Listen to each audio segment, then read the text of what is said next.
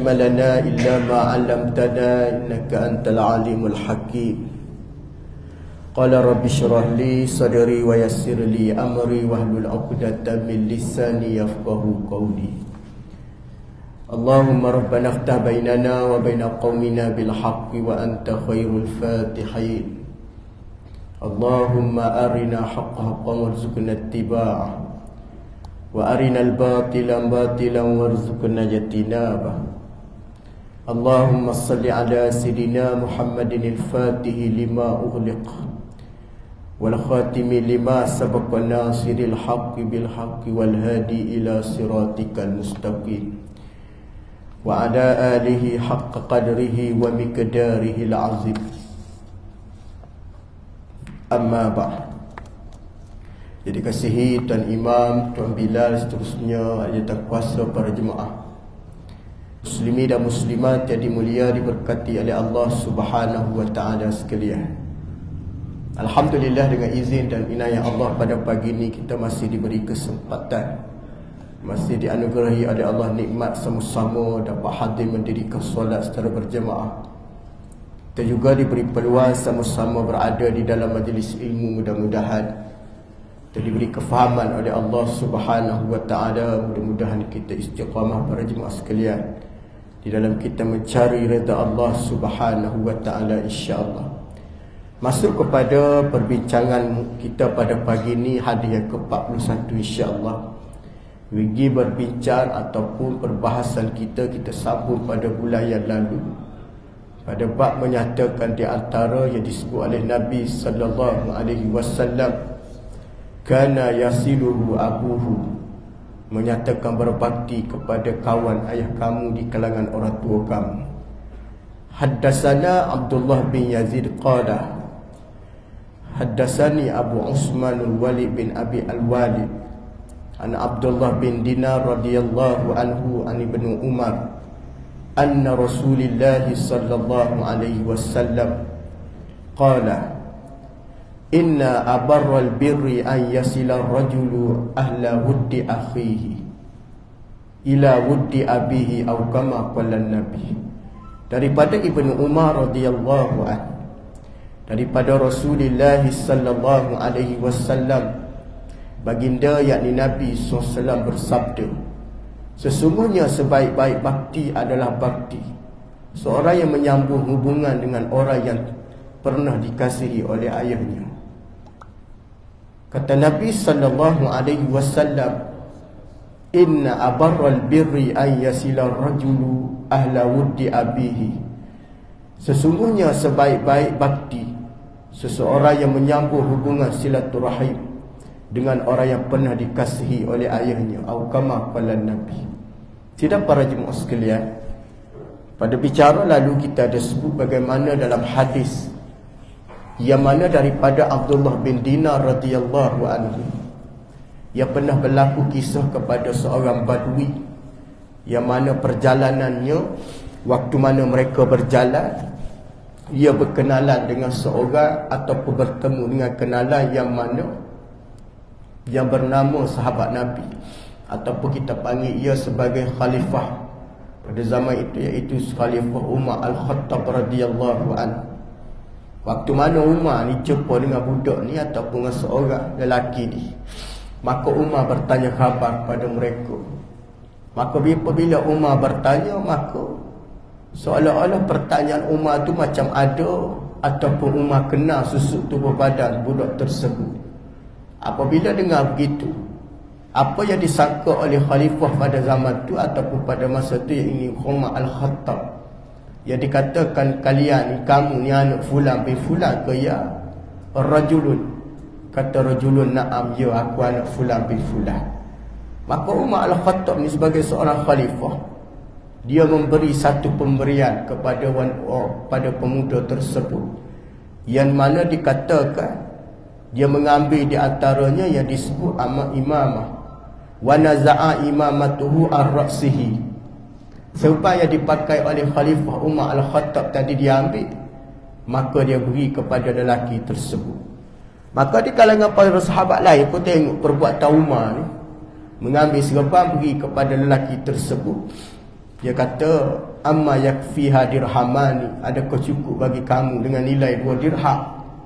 Dengan nilai 2 dirham kamu bagi kepada budak tersebut. Kata para sahabat yang lain tengok perbuatan Umar tadi, dia kata cukup kah dengan 2 dirham nilai dia tu, pemberian dia? Faqala, berkata Umar, qala Nabi sallallahu alaihi wasallam, ihfaz wadduka abika la taqta'uhu fayutfi'u Allahu nurak. Maka Umar Al-Khattab pun baca satu ungkapan yang disebut oleh Nabi sallallahu alaihi wasallam. Dia kata, peliharalah kasih sayang di antara kamu, yakni orang yang pernah ada hubungan dengan kamu. Dirujuk kepada apa dia, tuan-tuan? Ayah pada budak tersebut Umar Al-Khattab kenal. Jadi apabila Umar Al-Khattab kenal, dia bagilah satu benda yang ada dalam diri dia. Maka dia bagi.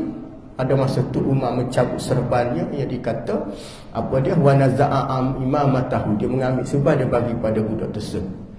Maka bagaimana Nabi SAW menyebut, maka Umar kata, dah, sudah cukup dah bagi kamu menandakan rasa kasih kamu kepada anak tersebut sebab dia anak kawan kamu. Maka janganlah engkau memutuskan ataupun kamu memadamkan cahaya di antara hubungan kamu berdua. Apa makna dia? Jangan kamu buat tak tahu, ataupun kita kata tidak mengendahkan pemberian tersebut. Para ulama kata tidak semestinya nilai besar. Jangan duduk kira nak bagi pada orang mahal, nilai besar, banyak, tak perlu lagi. Apa yang kita ada mampu itu kita bagi. Kalaulah kita nak beri pada orang tu dengan nilai ataupun dengan harga yang mahal, pada hari ni ramai orang tak bagi. Sebab dia sendiri pun tak mampu nak makan harga mahal, betul tak? Tapi dimaksudnya, nak bagi pada orang tu bukan dengan nilai harga mahal, tetapi dengan apa yang ada dan keikhlasan dia.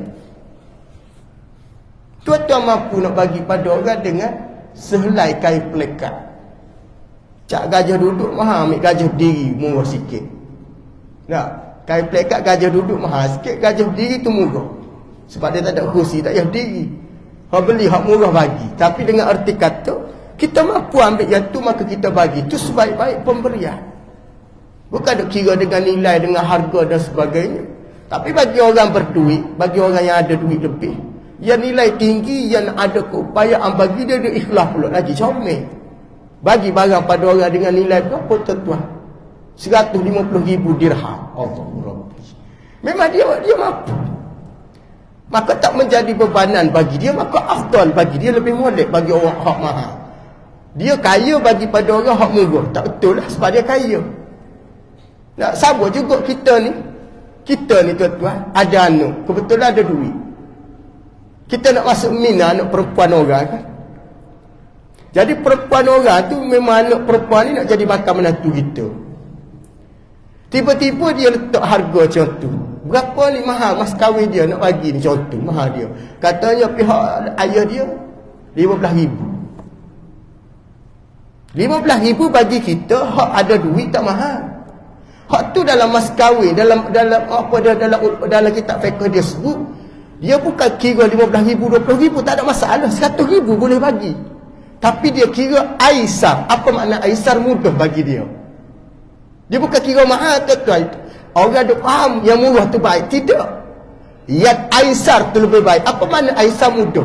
Baik, kalau dia gaji 80,000 sebulan, mas kahwin anak dia 150,000 tak besar. Sebab gaji dia 80,000 sebulan. Kira dengan setahun berapa anak dia daripada dia didik tu.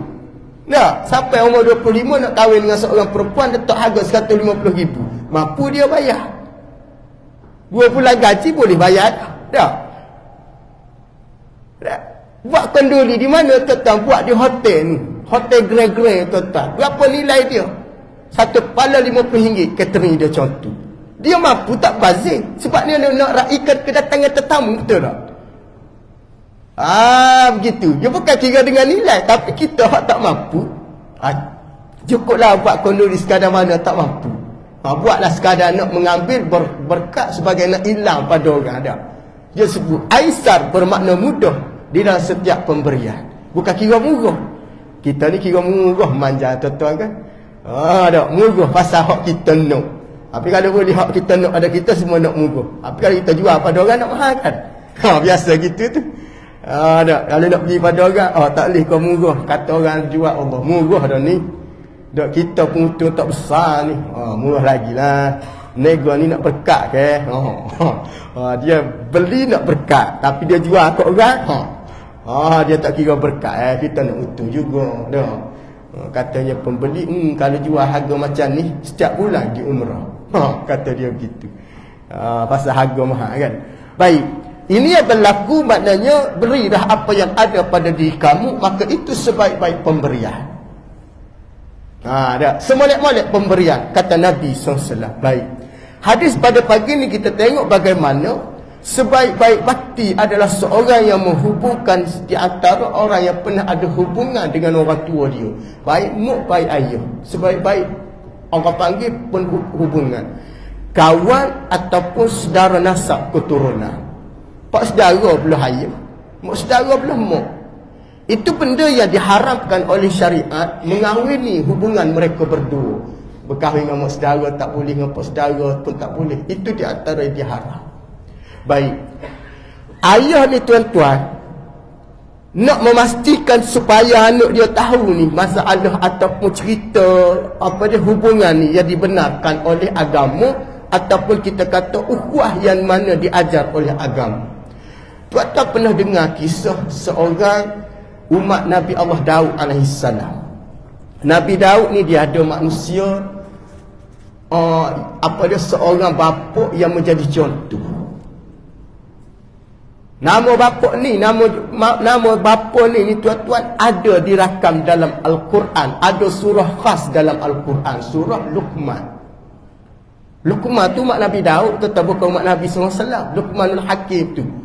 Luqmanul Hakim tu ialah umat Nabi Allah Daud alaihissalam, bukan umat Nabi. Bukan umat Nabi SAW. Dirakamkan dalam kisah surah Luqman. Luqmanul Hakim ni kan ada beberapa keistimewaan. Antaranya disebut walaqad atainal hikmah. Allah Ta'ala beri kepada dia ni bijak. Rupanya bijak ni tuan-tuan anugerah Allah. Bukan bijak lahir dengan keadaan sendiri dia, tidak. Waktu apabila kita tengok kebijaksanaan orang, tu sebenarnya anugerah Allah tau. Kita tak boleh kata dia bijak pasal dia mengaji kuat. Boleh dah bercakap dari segi zahir. Kenapa dia bijak? Dia rajin belajar. Bijak. Hakikatnya anugerah Allah. Waktu kita nak menyandarkan kebijaksanaan orang, kita tak boleh nak kata hebat dia bijak sungguh. Dia sebenarnya anugerah Allah sebenarnya. Kenapa kata anugerah Allah? Adakah orang ni bijak berpanjangan? Jawapannya tak. Bijak masa berurusan kerja, sebelum masa dia dalam berjawatan. Lepas dia pencing tuan-tuan, habis dah. Tuan-tuan pergi jumpa orang pencing gaji besar dulu, hak duduk pegang jabatan. Hari ni umur dia 80, pergi jumpa dengan dia. Banyak benda dia tak ingat.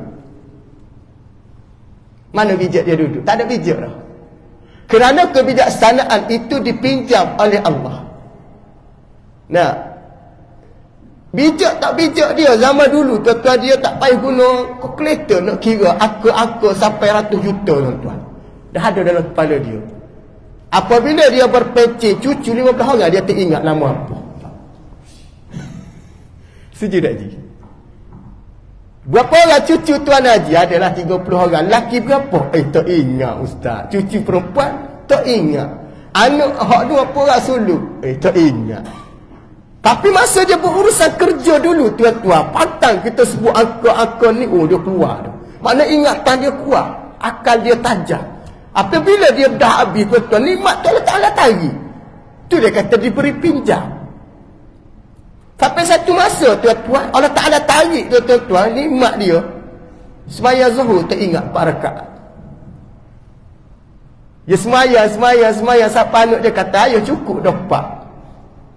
Dah, tengah semaya 5. Semaya 5 orang tua ni pula. Dah. Lebih dah tuan-tuan. Pasal apa tuan-tuan, dia dah lupa dah. Nikmat ditarik oleh Allah. Tapi Luqmanul Hakim, Allah Ta'ala sebut dalam Al-Quran, walaqad atainal hikmah. Kamu ni seorang yang bijak. Bijak tak bijak rahimakumullah. Luqmanul Hakim ni Allah Ta'ala bagi dia keistimewaan luar biasa. Di antara umat Nabi Daud yang Allah Ta'ala puji dalam Al-Quran, spesifik nama sendiri dan nama dia disebut di dalam Al-Quran. Kita bijak umat akhir zaman pun tak sebut nama sekian-sekian. Dalam Al-Quran ada sebut nama kita dalam Al-Quran, tak sebut tuan. Bijak kita tak boleh nak channel kebijaksanaan Luqmanul Hakim pasal Allah Ta'ala iktiraf kebijaksanaan dia. Kita tak sebut pun. Nah, bukan setakat dalam Al-Quran. Dalam masyarakat pun orang tak sebut bijak kita. Allahu Rabbi. Nak ceritanya tak ada apa kita tuan. Itu pun sahur tak boleh nak kata dah tuan hebat, duk berasa dah. Padahal tak ada apa nilai sebenarnya tuan rahimakumullah. Ini di antara kisah Luqmanul Hakim yang menariknya para hadirin sekalian. Yang disebut di dalam Al-Quran ni, Luqmanul Hakim ini seorang yang mana umat Nabi Daud yang diberi oleh Allah Subhanahu wa Ta'ala mempunyai satu keinginan. Dia nak anak dia ni pertama supaya tidak syirik pada Allah. Hak tu disebut. Nah, dia menasihati anak dia supaya jangan kamu syirik. La tusyrik billah, jangan kamu syirik.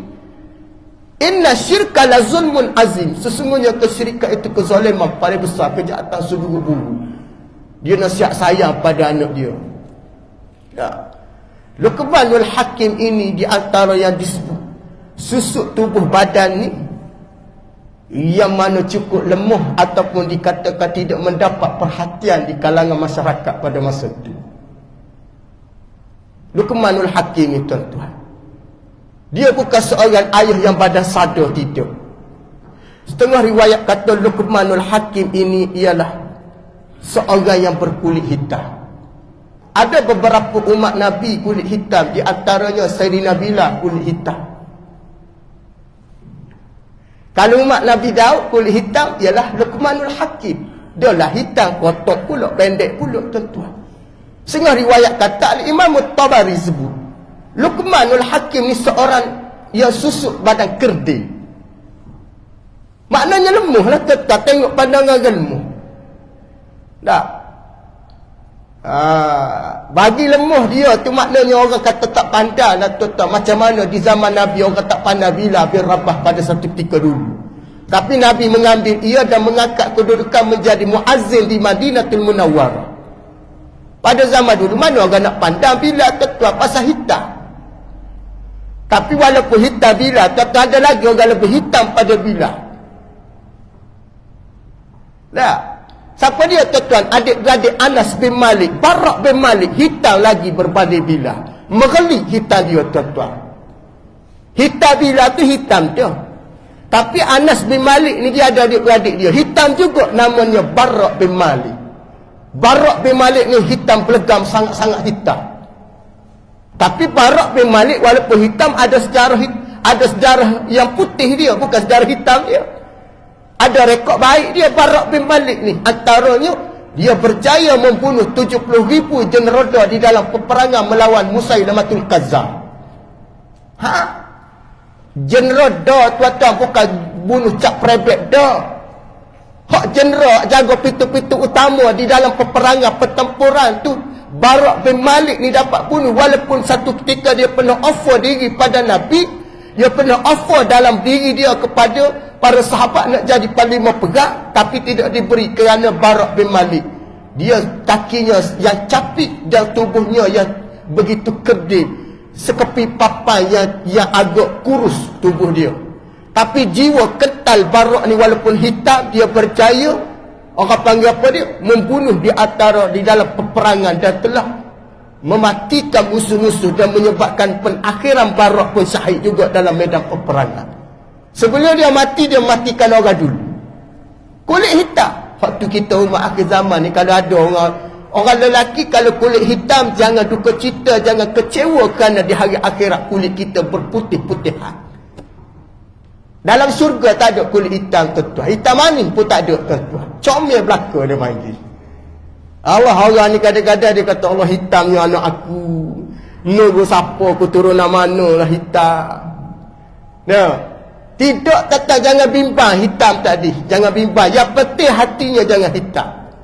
Bagaimana Luqmanul Hakim ini, kata Imam Ibn Katsir, dia ni di antara umurnya yang panjang 1000 tahun. Tuan-tuan rahimakumullah.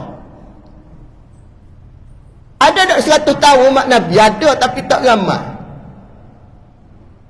Ya, kita duduk tengok yang kurang 2 tahun 100 umur dah.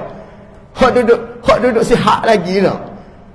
Kita tengok nak cari 1000 tahun memang tak ada dah umat Nabi 1000 tahun dia tetap mengaru. Kalau siapa-siapa kata ustaz teka umur saya berapa? Naik motor suku kita kata umur 60. 120 tahun ustaz. Saya dah tuan-tuan. Agak-agaklah tuan-tuan, pagi ni pergi cari breakfast pagi, ada seorang tua naik motor suku tuan-tuan. Nak cakap molek lagi tak ada pelak apa dia, tiba-tiba dia kata umur 200 tahun. Tuan tak nak percaya tak tuan-tuan? Percaya tak Haji? Tobat tak percaya. Dia belanja makan kita tak percaya lagi kalau dia kata umur 200 tahun. Pasal benda tak ada hari ni. Nak cari 100 tahun pun payah. Tak. Tapi bagaimana Luqmanul Hakim Allah Ta'ala bagi pada dia umur 1000 tahun. Tuan-tuan rahimakumullah. Ini cerita nak memberitahu kepada kita kehebatan.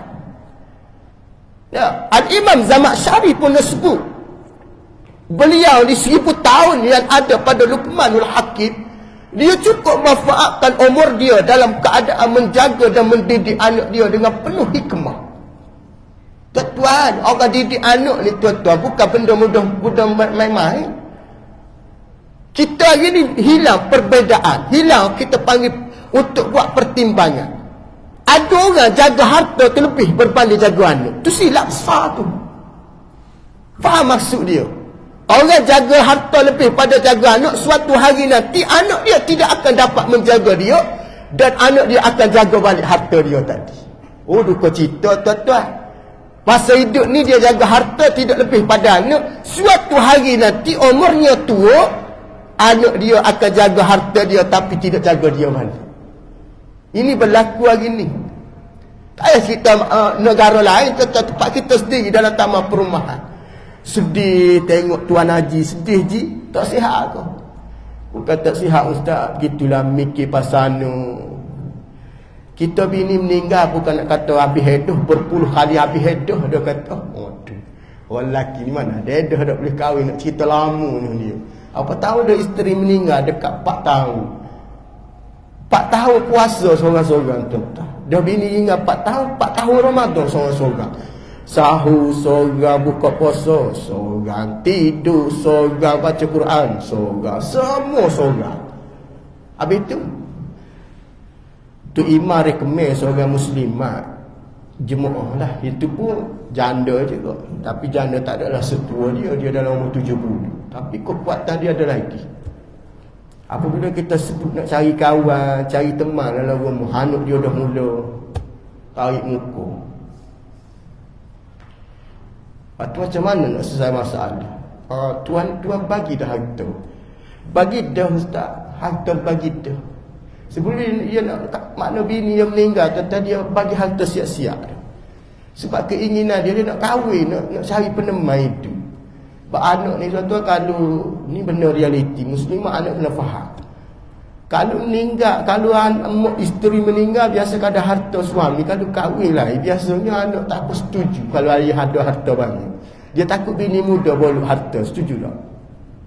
Ini tak tahulah dia ngaji mana, dia belajar kitab fiqh mana, tak tahu pelik pun, banyak berlaku.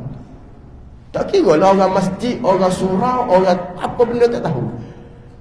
Kalau mak dia meninggal, kalau ayah nak kahwin, duk nampak fikiran dia, kalau perempuan ni masuk, baru harta. Hak ni pemikiran yang dijajah puluhan ribu tahun, tuan-tuan. Tak tahulah kenapa, ustaz pun tak faham. Apabila mak dia meninggal, ayah dia nak kahwin, siap. Dia kata, ini mesti nak bawa harta mak ayah aku ni. La hawla wa la quwata illa billah. Nak kahwin lah Tuan Haji ni seorang. Anak dia kata apa dah? Kalau ayah kahwin, kami takkan datang dan ziarah ayah. Tidak jahat anak gitu tuan-tuan. Gak ayah ni tuan-tuan, sifat kecil hati dia ni tuan-tuan. Dia berumur 70 ni tuan-tuan. Pantang kita cakap kasar, dia menangis seorang-seorang, tuan-tuan. Tapi anak dia tak ada jiwa, tuan-tuan. Anak tak ada jiwa pasal anak tu sakit jiwa. Tu je sebenarnya. Jiwa dia sakit. Dia tak boleh tengok ayah dia senang, tahu. Ini perangai anak yang jiwanya sakit. Dia tak boleh tengok ayah dia senang. Ayah dia nak merasalah kereta baru, tuan-tuan. Duit ada. Kebetulan jual sawah benda, tuan-tuan 1 ekar dapat duit. Nak belilah kereta baru dah. Tengok orang jemaah, orang-orang surah ni pakai kereta baru nak beli. Lah ni pakai perdua Myvi. Biasalah nak pakai kereta Jepun ke kereta Continental, tengok sedap dah. Duit ada. Katanya anak apa dia? Oh, ayah metanol tinggi ayah. Pakai Myvi tu sudah. Alah ke dia, tuan-tuan. Ayah dia tak bagi. Katanya ayah dia, saya nak pakai ustaz, tapi anak kata tak ayah. Haji ada duit dah. Ada duit, tak ada masalah. Tapi anak kata bazir. Oh, alah dia, ayah dia bazir, tuan-tuan. Apa kata kalau ayah nak? Anak kata tak apa, ayah nak model mana? Nak C-Class 2500 contoh. Pergi cari, tuan-tuan. Itu baru betul anak yang mana memberi manfaat kepada ayah. Betul tak? Ayah kita dulu, tuan-tuan, patang tengok anak nak apa dia, tuan-tuan pergi beli kedai, tuan-tuan sanggup dia korbankan bajet dia nak benda lain, tuan-tuan pergi beli basikal. Hari ni basikal lipat, tuan-tuan, tak ada RM1,000 kalau nak beli, tuan-tuan. Nak ceritanya, tuan-tuan, apabila dah berusia, anak buat tak tahu yang tuan-tuan. Ni anak punya hal. Pasal apa, tuan-tuan? Dia tak faham situasi dia. Inilah Luqmanul Hakim ajak anak dia supaya kamu taat perintah Allah dan perintah Rasul, dan kamu dengar apa yang dicakap oleh ayah kamu sendiri. Waktu umurnya panjang, dia guna manfaat nak didik anak dia. Berlainan dengan kita hari ni. Rahimakumullah. Allah, berlaku tak, tuan-tuan? Sedih, tuan-tuan. Nak sedih, memang sedih, tuan-tuan. Siapa macam mana? Lala sekali kahwinlah dia. Macam mana Tuan Haji lepas kahwin? Itulah anak tak datang. Anak tak datang, tuan. Ayah dia siap buat saving bulan-bulan nak beli kain kapal. Allah. Katanya ayah dia kata, tak apalah, kita masuk khairat kematian lah. Anak Tuan Haji kan gaji besar-besar. Tak, belum tentu lagi dia dapat membeli kain kapal. Takut duk gaduh 7 beradik nanti nak beli kain kapal. Masuk khairat kematian, bayar setahun RM80. Tuan, bapuk sudah mengasai sesuatu terhadap sikap anak. Masuk syurga dah anak macam itu. Tak kira jawab. Hak paling luka cita dia mari maruh ke khairat pula. Tuan kerja kat mana? Kerja kat ketua jabatan. Nah, ketua jabatan Jusa. Jusa dia tuan-tuan gaji besar. Nah, Jusa dia besar. Berapa package dia ni untuk tanah kubur semua? Tuan-tuan 1,800. Tak cukup syok RM200 lagi, tuan-tuan. Khairat cover dalam 1,600. Minta 200. Saya tengok masjid lain letak tabung. Tak tabung pada si mati tu kan, tabung sumbangan kan. Kenapa surau ni tak letak tabung juga? Ya Allah, mari dengan kereta harga RM300,000, tuan-tuan. RM200 nak cukupkan bayar tanah kubur mak ayah, suruh surau letak tabung, tuan-tuan. Jahannam punya anak macam ni, tuan-tuan. Agak-agak dah, tuan-tuan. Tuan-tuan, kereta RM100,000. Sempat tuan duduk mana satu tempat, malah sebut lah. Berapa tuan beli rumah? Kita tak tanya harga rumah. Situ tu start memang high level. Saya beli 10 tahun dulu 1.2 million rumah. Allah, RM200 nak beli kain kapal tanah kubur mak ayah, keling akhirat kematian lagi. Aduk tuan-tuan hari ni. Belajar mana tuan-tuan? Cerita lah. Nak 2 master dekat Amerika, tuan-tuan. Nak beli kain kapal ayah RM200. Mari telitah. Ni penting duduk dalam masyarakat belajar, tuan-tuan. Kalau saya tak cakap benda ni, tuan-tuan, berlaku akan datang. Kalau boleh, tuan-tuan, kalau kita berjawatan, bergaji besar, ayah kita masuk khairat, biarlah, tak apa. Bagi tahu ke khairat kematian, duit ni bantu orang lain, tak apa, saya bayar semua duit saya. Betul tak?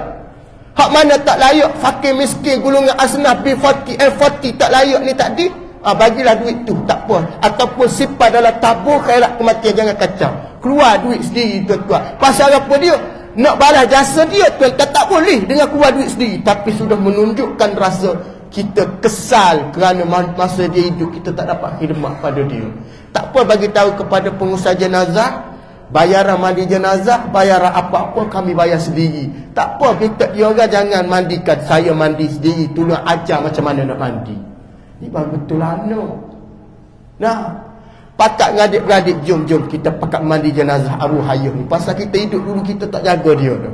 Nah, cari seorang yang mana rasa ada autoriti dalam keluarga, panggil sekejap 3, 4, 5 beradik. Ayah kita dah meninggal, kita sibuk tahu sebelum dia meninggal. Apa kata kita mandikan jenazah, biar tu imam ajar kita. Jangan bagi tu imam pegang tubuh ayah kita, biar kita pegang sendiri. Allah masa tu tuan-tuan, baru tuan-tuan rasa pengorbanan dan kulit tubuh ayah kita yang kecil berung tadi kerana cari rezeki nafkah atas kita. Tuan-tuan pegang tangan dia, tuan-tuan sapu dengan air. Inilah tangan yang pernah mencari rezeki membesarkan aku. Tapi tak berlaku. Tak. I tengok, siapa mandi jenazah ustaz? Dia tengok. Anak saya wakil ketua, dia selfie, ambil gambar. Itu. Lepas apa dia? Kenapa orang tak ramai ustaz? Jemaah tak turun ke? Nak tanya. Kenapa tak ramai orang mari? Bukan ramai penduduk sini. Ni je datang semayang. Ada setahun sekali sama hidup mari surat tu je. Cuba kita ahli masjid, ayah kita meninggal, orang pakat datang tuan-tuan. Pasal orang kenal kita orang masjid. Tapi kalau dia mari kerana ayah dia nak mati tu, nak semayang jenazah, apa orang tak layan. Betul tak tuan-tuan? Inilah realiti hari ni. Nak marah siapa tuan-tuan? Nak marah pada siapa tuan-tuan? Tuan-tuan, kematian, tanah kubur, bak agama, tuan-tuan jangan tayang kereta, jangan tayang jawatan, buang pakat, buang kereta, buang jawatan. Jangan duk mari kereta pakai driver, duk rasa kita hebat. No. Duduk tepi surau tuan-tuan, tak layan benda tu. Jenazah, orang panggil jenazah, orang tak panggil, dah title hidup dia. Betul tak tuan-tuan? Jangan. Ini yang berlaku. Tak kira lah anak pengaruh, anak siapa pun tuan-tuan. Kalau ini yang berlaku, malang bagi seorang bapa. Itu Luqmanul Hakim memesan kepada anak dia. Pertama, jagalah waktu solat kamu, ibadah kamu. Kerana benda ni ada kaitan tuan-tuan, ibadah kita dengan hidup kita ni tuan-tuan, dia panggil ialah ikatan yang begitu erat. Ibadah dengan kehidupan tuan-tuan tak boleh dipisah, betul tak? Tapi berlaku hari ni anak cuba memisahkan. Dalam bab ibadah okey bertudung, dalam bab ibadah berjubah, dalam bab ibadah tutup aurat, luar ibadah tidak bertudung, tidak tutup aurat. Itu dikatakan memisahkan dengan agama dalam kehidupan. Faham tak? Dalam bab agama fikir ada dosa pahala. Contohnya benda ni tak boleh ni, dosa. Tak buat. Tapi di luar pada ibadah boleh buat je pula. Allahu Rabbi. Nah, ada orang ni tuan-tuan, Masya Allah, Tabarakallah, di Jahil dia panggil dah. Dia faham agama ni, faham secara teori. Kehidupan yang berlaku, kehidupan yang mana hanya sekadar berfikir mengikut pada pemikiran penglihatan semata-mata. Sekolah agama dia guna duit, hak gaji dia betul. Maintenance, servis, hak sosial dia diharam. Dia ada separate 2 akaun tuan-tuan. Satu akaun halal, satu akaun haram. Hak haram tu hak sosial dia lah. Beri batas joran, tukar sport kereta, cycling tuan-tuan. Dia sedar bila tuan-tuan? Bila mana dia mendekati jemaah dengan kuliah. 40 tahun tuan-tuan duk separate akaun haram, akaun halal. Rasuah satu akaun. Kesal dia bila mana anak-anak dia Allah Ta'ala uji surga. Dihilangkan oleh seorang lelaki tampuk, boleh dikesal, buat lagi dah nak kahwin. Sehingga dia rasa macam memang dia pegawai kan, contoh dia duit, rasa ada apa Allah Ta'ala uji anak ada saya tu hilang. Pasal hilang tetap butuh dia. Yalah manusia boleh bantulah. Polis kadang buat siasatan itu, betul tak? Tapi ketenangan dia tak hati. Dia mari mana tenang tu? Kebetulan masa dia drive kereta, dia dengar azan. Masa tu azan Isyak. Dia bagi tahu kepada driver dia, drop aku ke satu surau depan tu. Contoh. Driver dia drop semayang Isyak. Sebelum semayang Isyak, tuan-tuan dia dengar satu kuliah seorang ustaz ni duk sebut pasal pengorbanan seorang ayah terhadap anak dan menyebabkan Allah Ta'ala beri kemuliaan. Pertama, hasil daripada kerja halal dan tayyibah mubarakah, lahir anak yang soleh dan solehah. Buatlah cerita mak ayah dulu susah penoreh getah, sawah benda, bela lembu, bela kambing. Anak semua 7 orang masuk universiti, dapat peringkat tertinggi, semua berjaya. Dan masa mati berebut tuan-tuan nak usul keranda. Dia mari fikir, adakah dengan sebab aku makan benda haram Allah Ta'ala bagi ujian? Itu dia jumpa seorang ustaz kata, Allah Ta'ala uji kita, kullu lahmin nabata bin haram fannaru awla. Setiap darah daging kamu daripada sumber yang haram, api neraka lebih utama bagi dia. Hari akhirat api neraka, tuan-tuan, dunia ni Allah Ta'ala uji, tuan-tuan. Sebab neraka ni adalah satu keazaban. Dia mahu fikir, azab hidup dia. Sebab anak perempuan dia sayang ni, tuan-tuan, dilarikan orang, tak boleh tahu di mana punca dia. Punca dia duduk dalam diri dia, tuan-tuan, pasal terlibat dengan haram. Pada tu, tuan-tuan, tinggal yang haram. Habis harta dia bagi kepada maksud tu dia bagi kepada satu pengumpulan harta-harta haram lah.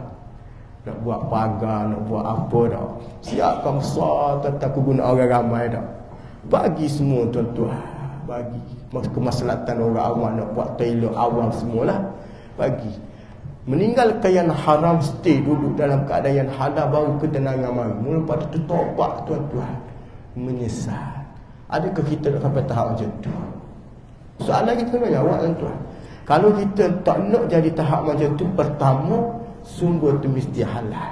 Tak besar tak apa, tuan-tuan, halal tu. Tuan-tuan jangan mengungung, gaji aku kecil, gaji dia besar. Tuan-tuan jangan. Sebab rezeki tak sama tau. Tuan-tuan fikir rezeki tak sama. Yang kedua, anugerah Allah pun tak sama. Tak sama. Walaupun kita belajar sekali dengan dia dulu, tak sama. Dia punya kehidupan dia semua berbeza. Yang ketiga, tuan-tuan, kena ingat, tuan-tuan, setiap rezeki Allah Ta'ala bagi, semalatus alunna yawma izin anin na'im. Allah Ta'ala akan tanya, tuan-tuan. Awalnya kalau tuan-tuan fikir Allah Ta'ala tanya balik setiap apa yang dia bagi, tuan-tuan, kita takkan nak harta yang daripada sumber yang haram tu dalam keadaan yang begitu banyak. Nak tahu apa dia, tuan-tuan? Tu orang yang mengaji Quran ni, tuan-tuan, sebaik-baik khairukum man ta'allama al-Quran wa 'allama. Apabila tuan-tuan mengaji, tuan-tuan belajar mengaji ajar orang ni, tuan-tuan, kesedaran kita tu ada. Summalatus alunna yauma izin anin na'im. Ditanya segala nikmat tuan-tuan diberi atas dunia. Nak jawab, tuan-tuan, bukan senang. Bukan macam kita jawab. Kita jawab dengan manusia senang. Nak pergi mana? Nak pergi Kedah senang. Tak ada lah. Dengan Allah ni, tuan-tuan, bukan macam tu. Walaupun soalan tu sudah dibocorkan oleh Nabi, man rabbuka wa man nabiyyuka wa ma imamuka wa ma i'tiqaduka, banyak dibocorkan. Soalan tu dah bocor, tuan-tuan. Kebocoran itu belum tentu menjamin kita boleh jawab di hari akhirat. Betul tak? Soalan bocor, tuan-tuan. Kalau kita ambil SPS soalan bocor, tuan-tuan, sedap, tuan-tuan, kan? Mengapalah, tuan-tuan, jawapannya. Kalau jenis kaki hafal, tuan-tuan, hafal je. Memang karangan ni confirm masuk. Hafal je ni, otak tajam ingat. Tapi soalannya walaupun dibocor, nak jawabnya bukan dengan mulut, tuan-tuan. Bukan mulut nak jawab, sebab mulut manusia ni akan ditutup oleh Allah. Amalan, tuan-tuan. Amalan tu nak jawab satu persatu. Amalan solat nak jawab, puasa jawab, sedekah nak jawab, semua nak jawab. Hak tu menjadi penyaksian di hadapan Allah. Tu kita kena ingat, tuan-tuan. Yang terakhir, bagaimana sifat Luqmanul Hakim. Kata Imam Ibn Jarir, dia sebut seorang yang lelaki yang mendapat kemuliaan daripada Allah kerana pernah satu ketika dia menjawab jawatan sebagai hakim di zaman kerajaan atau pemerintahan Nabi Daud. Dia pernah memegang jawatan hakim. Dia juga pernah jawatan sebagai pengembala kambing. Hakim pun dia, gembala kambing pun dia. Setengah riwayat kata tukang kayu. Maknanya kerja orang susah pun dia buat, kerja orang senang pun dia buat juga. Hakim yang ni Allah diberi anugerah oleh Luqmanul Hakim di zaman pemerintahan. Nah, kenapa dia beri? Nah, kerana jujur dia. Dia kita ni kalau jujur tuan-tuan. Kalau jujur, kena jujur tuan. Bila mana jujur, tuan-tuan tak payah minta orang akan bagi. Betul tak? Ya, jadi masalahnya orang hak duk minta jawatan ni kadang-kadang, hak duk minta ni kadang-kadang kejujuran dia tak ada. Tapi kalau jujur tuan-tuan, orang siap pergi ke tepi tu rumah. Assalamualaikum Tuan Haji, Waalaikumsalam. Ada apa ya? Malam ni kita ada mesyuarat tahu. Mesyuarat Persatuan Penduduk. Kebetulan pengungsi kita tu dah expired date dah, tak boleh tanding pasal dah kerak sangat dah. Maka tahun tu dia sampai pencing dah. Daripada naik kereta dah, daripada naik basikal, sekali naik wheelchair. Tak lagi orang tolak, tak boleh gaya. Jadi kita nak lantik Tuan Haji sebagai chairman baru kita kawasan perumahan. Anak tak nak contoh dah. Tak apalah Tuan Haji datang je. Tak nak tak apa datang je dulu. Bila datang dah, mantan tu ucapanlah tanggungjawab ni, amanah dengan keuangan semua. Dia faham. Ta'ala bergerak hati dia. Kau lah yang layak memegang jawatan, kau ambil lah. Allah melantik dia. Haji Fulan bin Fulan, saya bercadang nak melantik dia sebagai pengurusi baru kita. Dah. Haji Mak ni pun saya menyokong 1%. Okay, Haji macam mana? InsyaAllah. Apa tak? Allah Ta'ala gerakkan hati. Dia tidak melobi. Ada orang 3 bulan sebelum mesyuarat melobi dah. Siap suruh keluar dah, ayat tak kuasa dia break melobi awal. Pegang 3 bulan jahanam tentang duit mana buat ibu logoyu. Surah pun tak mari, masjid pun tak mari. Itu melobi. Pasal pun tuan-tuan nak tapi tak layak. Hak jenis layak tapi tak nak. Bila mana Allah Ta'ala petik hati dia, dia boleh terima tuan-tuan. Dia pegang jawatan dengan penuh terbaik. Ni sikap yang ada pada Luqmanul Hakim setelah dia berkahwin. Allah Ta'ala anugerah anak. Walaupun dia tahu dia kerdil, tapi dia jaga anak dia yang begitu hebat dan menyebabkan Allah Ta'ala rakam di dalam Al-Quran kehebatan beliau. Wallahu a'lam. Cukup sekadar tu sambung pada tahun depan. InsyaAllah. A'udzubillahi minasyaitonirrajim. Bismillahirrahmanirrahim. Allahumma fakkihu fid din wa alimhu ta'wil. Allahumma ihdinas siratal mustaqim minan nabiyyin siddiqin wa syuhada'i was salihin wa hasuna ulaika rafiqa ya arhamar rahimin. Sallallahu alaihi Muhammad walhamdulillahirabbil alamin. Assalamualaikum warahmatullahi wabarakatuh.